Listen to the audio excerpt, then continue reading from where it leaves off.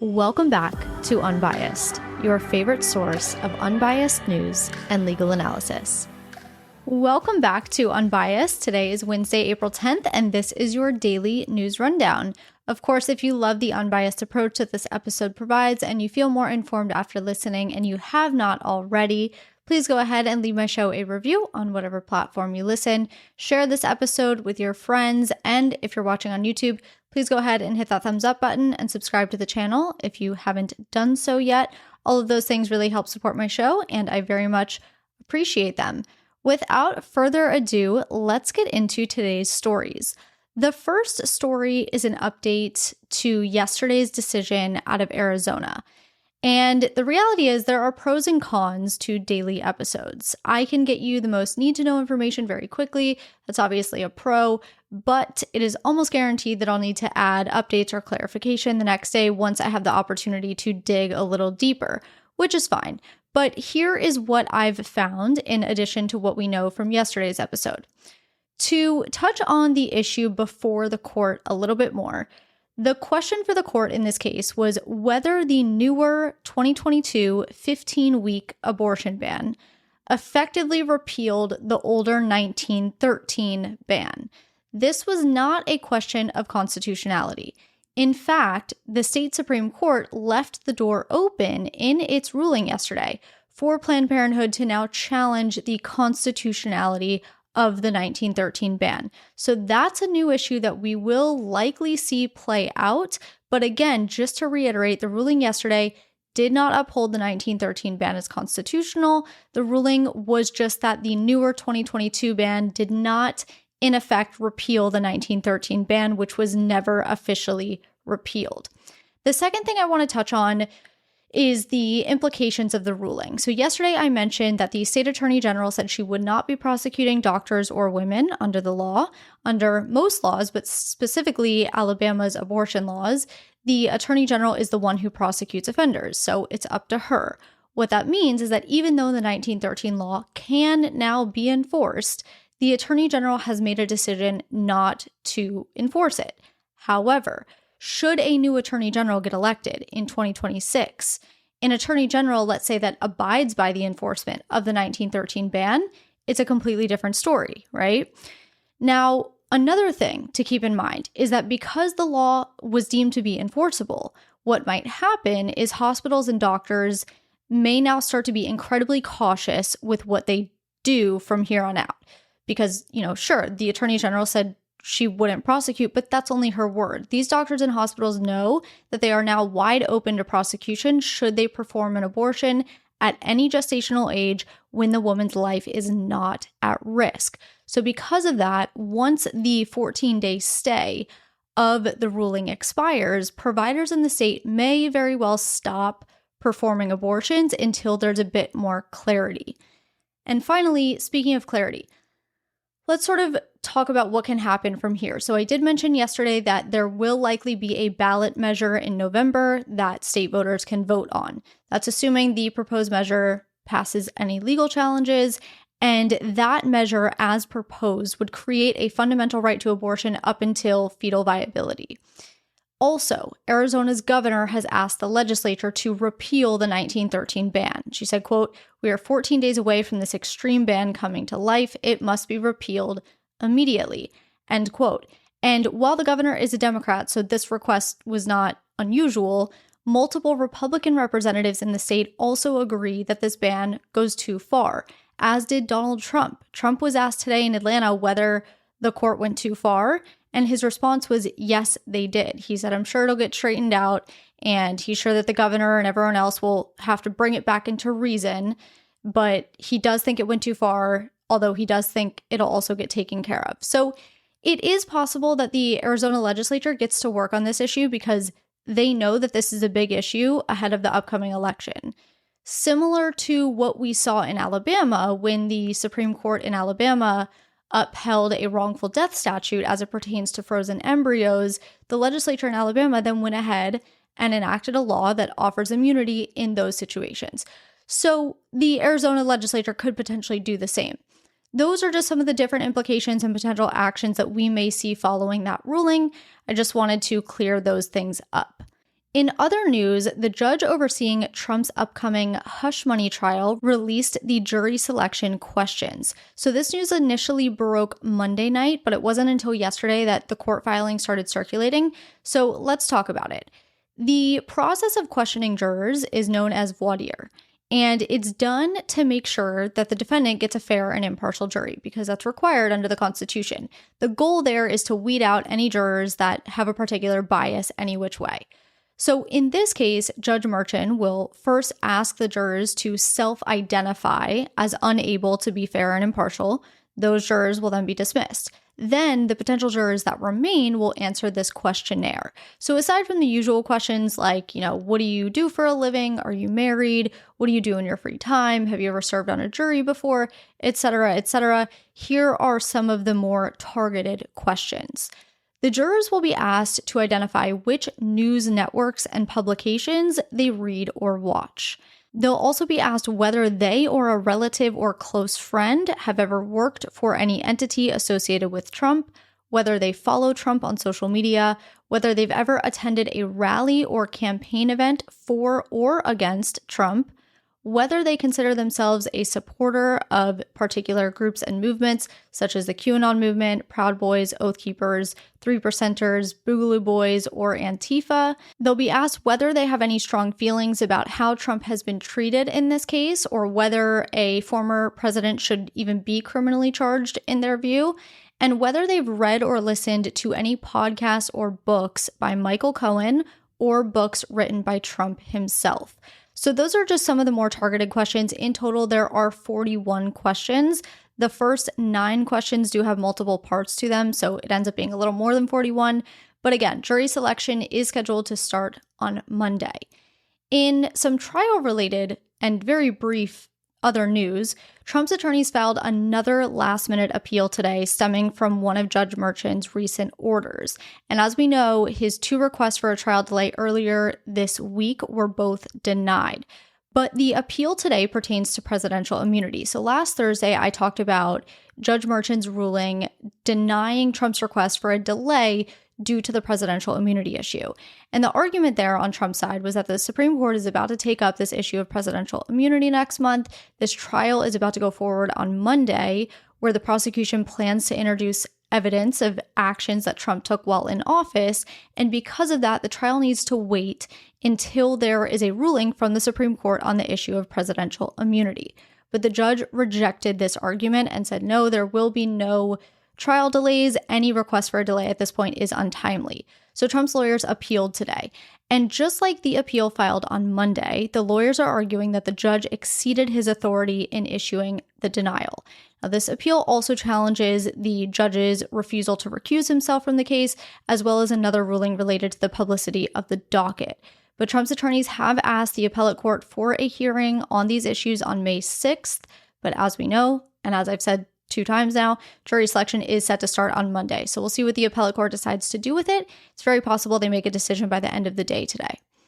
Trump Organization former CFO Alan Weisselberg was sentenced to 5 months in jail today for committing perjury. And this story has a lot of elements to it, so I'm going to try to simplify it the best I can so we're all on the same page. Back in 2022, Weisselberg actually pled guilty to 15 counts of tax fraud, which stemmed from his failure to pay taxes. So he pled guilty to that. He was sentenced to 4 months in jail. He ended up serving about 100 days. He was ordered to pay roughly $2 million back in taxes, but also as part of that deal, he agreed to testify in Trump's civil fraud trial. So he did. And in doing that, he committed perjury, which led to more charges.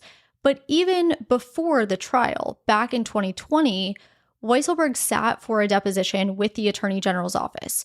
And in that deposition, Weisselberg said he had never heard Trump misstate the size of Trump's triplex in New York with an interview with Forbes in 2015. Weisselberg later said that was a lie. You can't lie in your depositions. Then, in a May 2023 deposition, Weisselberg told state attorneys he did not ever delve into the numbers of Trump's financial statements and instead relied on the valuations computed by the Trump Organization's controller. Weisselberg later said that was a lie. Finally, in the wake of the actual trial, Weisselberg admitted that he had falsely testified about his knowledge of the size of Trump's triplex and how the value of that apartment was calculated on financial statements based on incorrect square footage. So given these false statements, Weisselberg was charged with 5 counts of perjury. However, he ended up reaching a deal with prosecutors that would allow him to be sentenced to 5 months in jail and only plead guilty to 2 of the 5 charges. So even though he admitted to falsely testifying at the civil fraud trial, he didn't end up actually pleading guilty to the charges that stemmed from his testimony at trial.